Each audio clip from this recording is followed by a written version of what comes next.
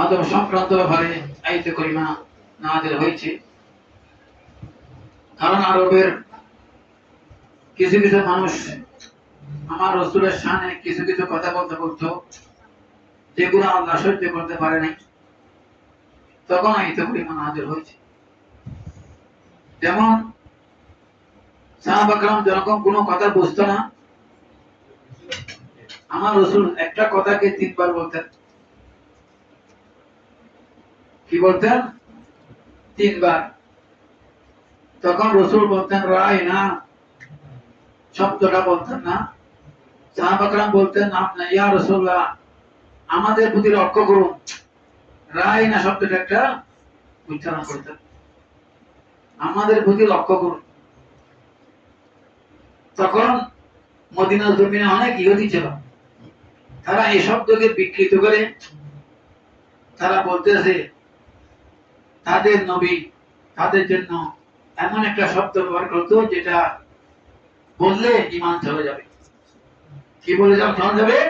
ঈমান চলে যাবে। নবীকে তারা রাখাল বলেছেন, জোরে বলে নাউযুবিল্লাহ।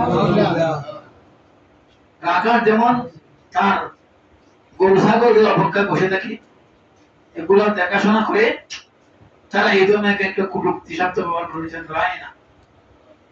সূরা বাকারার মধ্যে একটা এসেছে, তখন আল্লাহ সহ্য করতে পারে না, বললেন এই ইমানদার বান্দারা তোমরা রায়না বলিবে না। তোমাদের রায়না শব্দকে ওই সম্প্রদায় হাস্যকর করে ব্যঙ্গ করে আমার রাসূলের শানে বেয়াদবি করতেছে। তোমরা আজকে থেকে বলে মন করে না বলিও, জোরে বলি সুবহানাল্লাহ। তার রাসূলের সম্মান কে দিচ্ছেন? আল্লাহ দিচ্ছেন। কে দিচ্ছেন? আল্লাহ। রাসূলকে সম্মান দেওয়ার জন্য আল্লাহ বলতেছেন তোমরা আমার রাসূলকে সম্মান করো, কারণ আমার রাসূলের মাধ্যমে তাওহীদ প্রকাশ হয়েছে, একত্ববাদ প্রচার হয়েছে। আমি আল্লাহ কি ছিলাম? গোপন ছিলাম।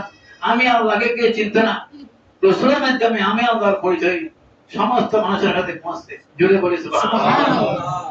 রাসূল আল্লাহর পরিচয় দিয়েছেন, আল্লাহ রাসূলের পরিচয় দিয়েছেন। তোমরা জানো না মুহাম্মদ আমার রাসূল, জোরে বলি সুবহানাল্লাহ। এটা কোন পুরুষের বিধান নয়। মা কানা মুহাম্মাদুন আবা আহাদিন মিন রিজালিকুম ওয়ালাকিন রাসূলুল্লাহ ওয়া খাতামান নবী। এটা কোন পুরুষের বিধান নয়, এটা আমার নবী, এটা শেষ নবী, জোরে বলি সুবহানাল্লাহ। তাহলে আল্লাহ রাসূলকে সম্মান দিয়েছেন, সম্মান দেওয়ার জন্য মানুষকে বলতেছেন তোমরা আমার রাসূলকে সম্মান করো, অতুআদ্দিরহু ওয়া তুআক্কিরহু। অর্থাৎ আমার রাসূলকে যদি সম্মান করো, আমি আল্লাহ তোমাদের সম্মান বাড়িয়ে দেব, জোরে বলি সুবহানাল্লাহ। সম্মান বাড়িয়ে দেব কি? তোমাদের নাম আসবে কোথায়? কালামের মধ্যে। যেমন আনসারের নাম আসছে, মুহাজিরের নাম আসছে। আর আমি আল্লাহ তোমাদের উপর সন্তুষ্ট, তোমরা আমি আল্লাহর সন্তুষ্ট, তোমাদের কোনো হক নাই। রাদিয়াল্লাহু আনহু রাদওয়ান যালিকা লিমান খাশিয়া রাব্বা। তোমরা আমি আল্লাহকে বেশি ভয় করো, তোমাদের জন্য কি জান্নাত, জোরে বলি সুবহানাল্লাহ। হুদায়বিয়া সন্ধির সময় একজন সাহাবী দেখতেছেন আমার রাসূল সাল্লাল্লাহু আলাইহি ওয়াসাল্লাম যখন ওযু করা লাগে, কফ পেলেন, কফ তুতু ছিলেন, তুতু যখন ছিলেন, তুতু মুবারক তারা নিয়ে নিলেন সাহাবীরা। ওই তুতু মুবারক এগুলো নিয়ে তারা শরীরে মধ্যে মালিশ করতেছেন। আমার রাসূল নিষেধ করে নাই। তুতু মুবারক অনেকে লোক না, তুতু মুবারক আমার রাসূল সাল্লাল্লাহু আলাইহি ওয়াসাল্লামের তুতু মুবারক তারা শরীরে মধ্যে মালিশ করে। এবং যখন ওযুর জন্য গেলেন, ওযুর পানি ব্যবহারকৃত পানি ব্যবহার করতে চাইছে না, আমার রাসূল সাল্লাল্লাহু আলাইহি ওয়াসাল্লাম ব্যবহারকৃত পানি তারা কি করতেন? মালিশ করতেছেন। এই ঘটনা দেখে একজন সাহাবী বলতেছেন তাদের পুত্রের কাছে গিয়ে, এই লোক সকল মানুষ তোমরা দেখো শোনো, আমি এমন একজন মানুষ দেখেছি, এমন একজন ব্যক্তিকে দেখেছি, অনেক বড় বড় বাদশা দেখেছি, তাকে তার সহচররা এরকম সম্মান করে না। আমি এরকম একজন নবী দেখেছি যাকে তার সাহাবীরা এরকম সম্মান করে, জোরে বলে সুবহানাল্লাহ। সম্মান করার কারণে আল্লাহ সাহাবীদের নাম বাড়িয়ে দিয়েছেন।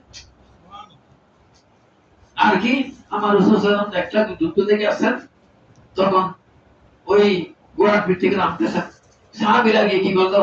কদম বেশি করলো, হাত দিয়ে আমরা যেরকম আমার বাবাকে হাত দিয়া এরকম করে কদম বসে করি, আমার মুর্শিদকে করি, হ্যাঁ আমার উস্তাদকে করতেছি। এটা রাসূল সাল্লামকে সাহাবীরা করেছেন, সাহাবীকে রাসূল সাল্লাম নিষেধ করেন। হাত এরকম সম্বিধান নিষেধ করেন, তাহলে বুঝাচ্ছে কি এটা মহব্বত। এটা কি মহব্বত। এটা করার কারণে কি হবে? আপনার অন্তর তালা থাকবে, আপনারা করো অন্তরের মধ্যে রাসূলের প্রেম থাকবে, আপনি আশিক হবেন, হ্যাঁ আপনার রাসূলের পথ মান অনুসরণ করে জীবন করুন, যার কারণে আল্লাহ আপনাকে দামি বানিয়ে দিবে। আমি আর এটা আমার আলোচনা বেশি হবে না, লাইট অনেক হয়ে গেছে আমি দেখতেছি।